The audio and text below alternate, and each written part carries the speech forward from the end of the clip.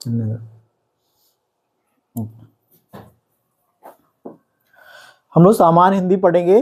सामान्य हिंदी को एक तरफ से स्टार्ट करेंगे, ठीक है। इसके पार्ट्स बाई पार्ट्स सबके वीडियो आएंगे, पूरे सामान्य हिंदी की सीरीज हम लोग पढ़ेंगे। उसमें से कंपटीशन लेवल में जितने सारे एग्जाम होते हैं उनके काम आएगी। इसमें जैसे सबसे पहला टॉपिक हम लोग लिखते हैं वर्णमाला के बारे में।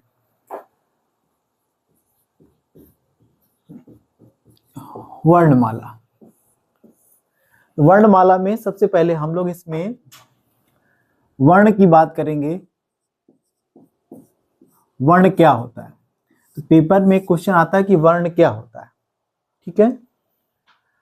तो इसको शॉर्ट में कई सारे ऑप्शन लिखेंगे, तो उसमें कई सारे ऑप्शन दिए रहेंगे, तो उसमें से एक ऑप्शन आएगा अखंड मूल ध्वनि। अखंड मूल ध्वनि के नाम से जाना जाता है। इसका मतलब ये हुआ कि वर्ण क्या होता है, तो वर्ण एक अखंड मूल ध्वनि होता है। आपको इस पे टिक करना है। उसमें अनेक ऑप्शन देगा, उसमें स्वर देगा होता है, व्यंजन होगा, ऐसे सारे ऑप्शन आएंगे, लेकिन आपको इस वाले ऑप्शन पे क्लिक करना होता है कि वर्ण क्या होता है। वर्ण एक अखंड मूल ध्वनि होती है, ठीक है। इसका मतलब क्या, थोड़ा समझेंगे। इसमें एक शब्द लगा है आ नाम का, ये उपसर्ग है। इसका मतलब होता है नहीं। हिंदी में अगर किसी शब्द के आगे आ नाम का उपसर्ग लगा होता है, उसका मतलब होता है नहीं। खंड माने होता है किसी चीज को अलग करना। इसका मतलब जिसको अलग ना किया जा सके, ऐसी ध्वनि जिसको अलग ना किया जा सके, इसलिए वर्ण को अखंड मूल ध्वनि के नाम से जाना जाता है, ठीक है। ये आपको ध्यान रखना है। एक वर्ण शब्द और सुने होंगे आप लोगों ने, अक्षर सुना होगा कि अक्षर क्या होता है। तो आपको ध्यान रखना है, वर्ण और अक्षर एक ही बात होती है, दोनों सेम टू सेम होते हैं, क्योंकि दोनों का अर्थ जो होता है वो अलग अलग होता है, सेम होता है, सॉरी। क्योंकि इसमें भी आ लगा है, आ का मतलब नहीं होता है। और इसमें क्षर होता है, क्षर का मतलब होता है किसी का अलग होना या खत्म होना एक तरीके से। तो जिसे खत्म ना किया जा सके और जिसे अलग ना किया जा सके, तो जो वर्ण है और जो अक्षर है, इन दोनों का अर्थ सेम एक जैसा है। जिसे खत्म ना किया जा सके या जिसे अलग अलग ना किया जा सके, जिसे अलग ना किया जा सके, तो कहने का सेंस होगा अखंड का मतलब वर्ण से हो जाएगा और अक्षर हो जाएगा। तो वर्ण और अक्षर का दोनों का अर्थ एक ही होता है, इसलिए वर्ण और अक्षर एक ही होते हैं। यह आपको ध्यान में रखना है। तो सिंपल अगर हम कहें तो इसको हटा करके हम क्या कर सकते हैं, यहाँ पर वर्ण के कोष्ठ में हम अक्षर लिख सकते हैं। यहाँ पर वर्ण के कोष्ठ में हम अक्षर लिख सकते हैं, ठीक है। ये आपको ध्यान रखना पड़ेगा। और ये जो आपके वर्ण होंगे या अक्षर होंगे, इसमें दो चीजें आएंगी। एक होगा इसमें स्वर और एक होगा इसमें आपका व्यंजन हो जाएगा, ठीक है। आ से लेकर के औ तक जो होंगे वो हमारे स्वर होंगे, और का से लेकर के ज्ञा तक जो होगा वो हमारा क्या हो जाएगा, व्यंजन हो जाएगा, ओके। अब बस फर्क इतना है, इसको भी आप वर्ण कह सकते हो, अक्षर भी कह सकते हो। इसको भी आप वर्ण कह सकते हो, अक्षर कह सकते हो, या वर्ण भी कह सकते हो। कुल मिला के ये वर्ण भी है, अक्षर भी है, ये वर्ण भी है, अक्षर भी है। तो कहने का मतलब ये हो जाएगा, स्वर और व्यंजन को हम वर्ण भी कह सकते हैं और अक्षर भी कह सकते हैं। ये आपको ध्यान में रख करके चलना है, ठीक है। बात आती है जब ये दोनों ही वर्ण और अक्षर है तो इनको फिर अलग अलग क्यों कर दिया गया है, थोड़ी जानने की जरूरत है। जैसे कि ये स्वर, तो हम जानेंगे ये दोनों अलग अलग क्यों है। फिर जब ये भी वर्ण है, ये भी वर्ण है, ये भी अक्षर है, ये भी अक्षर है, तो फिर ये अलग क्यों है दोनों। तो वो अलग इसलिए हैं, तो स्वर के नीचे आप लिख सकते हो स्वतंत्र होते, जबकि व्यंजन के नीचे जो आप लिखेंगे वो उसके नीचे लिखेंगे आप परतंत्र होते हैं। ये डिफरेंस होता है बिटवीन स्वर और व्यंजन में। जो स्वर होते हैं जो स्वतंत्र होते हैं, व्यंजन होते हैं वो परतंत्र होते हैं। ये डिफरेंस होता है इसमें। कैसे है डिफरेंस होता है, कोई कहते कि बताइए इसका अंतर बताइए क्या है। तो ऐसा इसलिए होता है कि ये जो आ है ये आपका स्वर है, तो जो आ का जब उच्चारण हम करेंगे तो हमको किसी दूसरे को यूज करने की आवश्यकता नहीं है। हम बोलेंगे आ हमको किसी दूसरे की सहायता की आवश्यकता नहीं है। लेकिन अगर हम किसी व्यंजन का उच्चारण हम करेंगे, अगर हम किसी व्यंजन का उच्चारण करते हैं तो हमको कोई ना कोई स्वर जरूर लेना पड़ता है। अगर हम बोलेंगे का तो इसमें छोटा है, अगर हम बोलेंगे की तो इसमें छोटी लेनी पड़ेगी, अगर हम बोलेंगे के तो इसमें हमको ए लेना पड़ेगा, कुछ ना कुछ हमको जरूर लेना पड़ेगा। तो बताइए इन दोनों में कौन सी ऐसी चीज है जिसमें से बिना किसी की सहायता से बोल सकते हैं? तो हमें स्वर में लेने की किसी की आवश्यकता नहीं है, जबकि व्यंजन में किसी न किसी को लेने की आवश्यकता पड़ती है। ठीक है, तो ये स्वतंत्र होते हैं, जबकि ये व्यंजन कैसे होते हैं? परतंत्र होते हैं। ठीक है, इनका उच्चारण करने में किसी न किसी की आवश्यकता होती है, जबकि इनका उच्चारण करने में किसी न किसी की आवश्यकता नहीं होती है। ये आपको ध्यान रखना है। अब इसके बाद में फिर इनकी संख्या से क्वेश्चन बनते हैं। अंतर हम लोगों ने सीख लिया है इसमें। अब हम लोग जाने संख्या से, तो अभी सिंपल समझो कि हिंदी में स्वरों की संख्या कितनी होती है, तो आप 11 बताएंगे, और व्यंजनों की संख्या कितनी होती है तो आप 33 बताएंगे। ये आपको ध्यान में रख करके चलना है। ठीक है, अब देखेंगे एक एक करके इनको हम लोग को सीखना है। पहले हम लोग क्या करेंगे, स्वर के बारे में जानकारी करेंगे, और फिर इसके बाद में हम लोग व्यंजन के बारे में जानकारी करेंगे। ठीक है, इसका आप लोग स्क्रीनशॉट ले सकते हैं, फिर हम आगे बढ़ते हैं। ठीक है, इसमें क्या ध्यान रखना है कि वर्ण और अक्षर एक ही होते हैं। हम रिवाइज करा दे रहे हैं आप लोग को। वर्ण और अक्षर एक ही होते हैं, इसके अंतर्गत दो चीजें आती है, एक स्वर होता है और एक आपका व्यंजन होता है। जो स्वर होते हैं वो आपके स्वतंत्र होते हैं, क्योंकि इनका उच्चारण करने में किसी दूसरे की आवश्यकता नहीं होती है, जबकि व्यंजन जो होते हैं वो परतंत्र होते हैं कि इनका उच्चारण करने में किसी न किसी दूसरे की आवश्यकता जरूर पड़ती है। ठीक है, स्वर कितने होते हैं हिंदी में, तो 11 बताएंगे। व्यंजन कितने होते हैं, तो 33 बताएंगे आप लोग। ठीक है, अब एक एक करके हम लोग को पढ़ना है इनके बारे में। तो फर्स्ट ऑफ ऑल हम लोग स्वर के बारे में डिस्कस करेंगे, फिर इसके बाद जब स्वर खत्म हो जाएगा तो सेकंड वीडियो में हम कवर करने का प्रयास करेंगे व्यंजन के बारे में। ठीक है, क्योंकि स्वर काफी बड़ा चैप्टर होता है। ठीक है, तो देखते हैं स्वर के बारे में।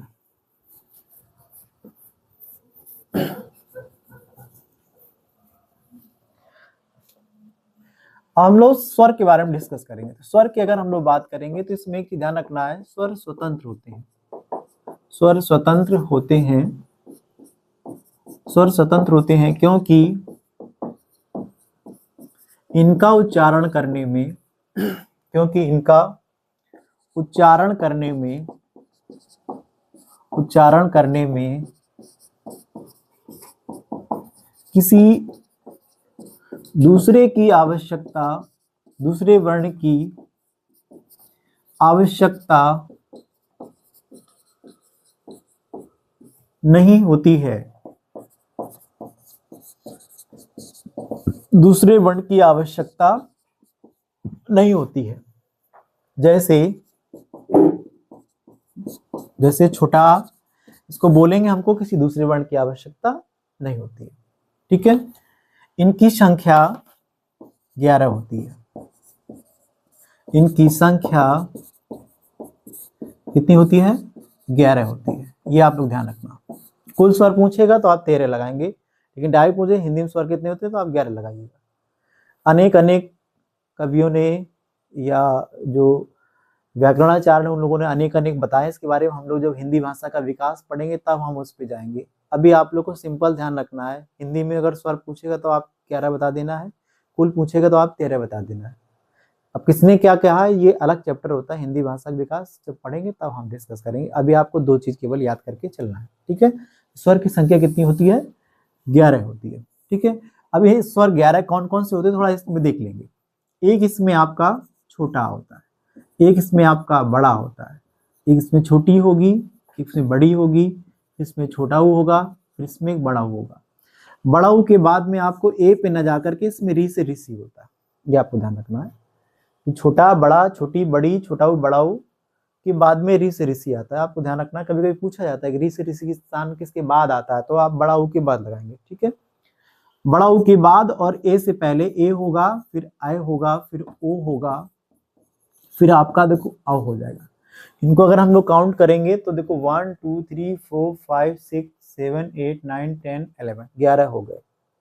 अंक हा को स्वर में शामिल नहीं किया जाता है, ये आप लोग को ध्यान में रख करके चलना है। ठीक है, हिंदी में जो 11 स्वर होते हैं वो सामने लिखे हुए हैं, अंक हा की गणना हम यहाँ पर नहीं करना है हम लोग को। ठीक है, अब ये जो आपके 11 स्वर होते हैं इनको अनेक अनेक नामों से जाना जाता है।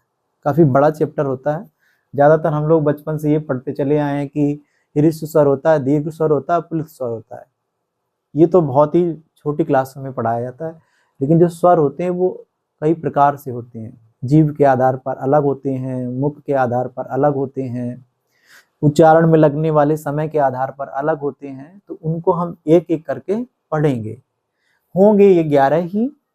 इन्हीं 11 को उच्चारण के आधार पर अलग नाम दिए जाते हैं, मुख के आधार पर अलग नाम दिए जाते हैं, इनके उच्चारण में लगने वाले समय के आधार पर, जैसे मैंने बताया, उसका अलग नाम होता है। तो सबके आधार पर हमको एक एक करके स्वरों के बारे में जानकारी करना है। ठीक है, तो देखते हैं पहले कितने इसके भेद होते हैं। इसको आप जल्दी से स्क्रीनशॉट ले लीजिए, इसके बाद में हम लोग आगे बढ़ते हैं। क्या आप वीडियो को रोक सकते हैं या आप इसको स्क्रीनशॉट लेकर के डाल दीजिए, इसके बाद में आप नोट करते रहिएगा। ठीक है, एक एक करके हम लोग पढ़ते हैं।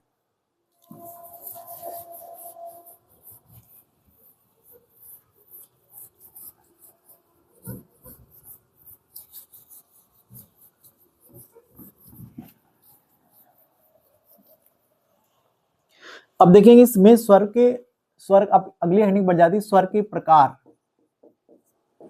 स्वर के प्रकार अनेक होंगे, उसमें सबसे पहला प्रकार हम लोग आज डिस्कस करेंगे। ठीक है, ये जो पहला प्रकार होगा उसको हम लोग बोलते हैं उच्चारण में लगने वाले समय के आधार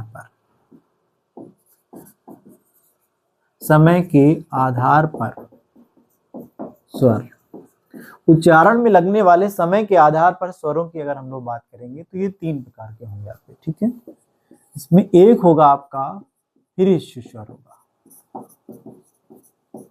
दूसरा इसमें जो हो जाएगा वो आपका दीर्घ स्वर हो जाएगा, और तीसरा जो इसमें हो जाएगा वो आपका हो जाएगा प्लुत स्वर हो जाएगा। लुप्त नहीं कहेंगे इसको, प्लुत बोलना आपको। ठीक है, ह्रस्व स्वर और इन तीनों में देखो डिफरेंस क्या होगा, इसको देखेंगे। जिसमें सबसे कम समय लगे,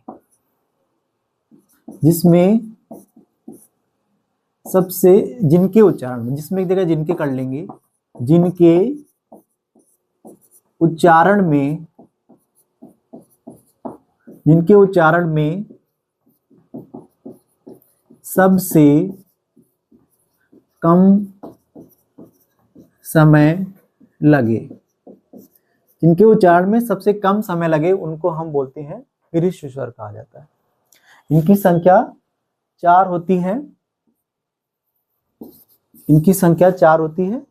नहीं आ रहा, कट करना है, 1 मिनट। इनकी संख्या 4 होती है।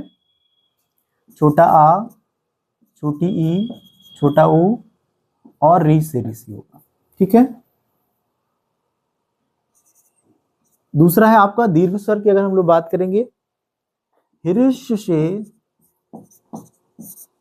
दुगुना समय, मतलब 2 गुना समय, ह्रस्व से 2 गुना समय जिसमें लगता है वो आपके दीर्घ स्वर होते हैं। और इनकी जो संख्या की अगर हम लोग बात करेंगे वो आपकी कितनी होती है, वो आपकी 7 हो जाएगी। तो ये हो जाएगा आपका बड़ा आ, बड़ी ई, बड़ा ऊ, ए, ऐ, ओ, और एक हो जाएगा आपका औ हो जाएगा। ठीक है, तो ये 7 ही हो जाएंगे, 4 11 हो जाएंगे। इसके बाद में एक होता है प्लुत स्वर। प्लुत स्वर इसमें आता है जिसमें सबसे ज्यादा समय लगे। ह्रस्व से, ध्यान रखना, ह्रस्व से 3 गुना समय, 3 गुना समय जिसमें लगे वो आपका प्लुत स्वर होता है। जैसे अगर हम लोग बात करेंगे, जैसे हम लोग लिखते हैं, ये हिंदी की तरह 3 हो जाएगा। जैसे हम लोग लिखते हैं ओम, तो इसमें क्या होगा, आ ओम, बहुत देर तक खींचते हैं। जिसमें सबसे कम समय लगे वो ह्रस्व स्वर, जिसमें 2 गुना समय लगे वो दीर्घ स्वर, जिसमें 3 गुना समय लगे वो आपका प्लुत स्वर हो जाएगा। इस तरीके से उच्चारण में लगने वाले समय के आधार पर जो स्वर होते हैं वो 3 प्रकार के होते हैं, जिसको आज हम लोगों ने अभी डिस्कस कर लिया। इसके अलावा भी स्वरों को अनेक अनेक प्रकार से बांटा जाता है, वो हम पार्ट 2 में हम लोग डिस्कस करेंगे। ओके, पार्ट 2 देखने के लिए प्लेलिस्ट को चेक करें, स्क्रीनशॉट ले लीजिए इसका। ओके।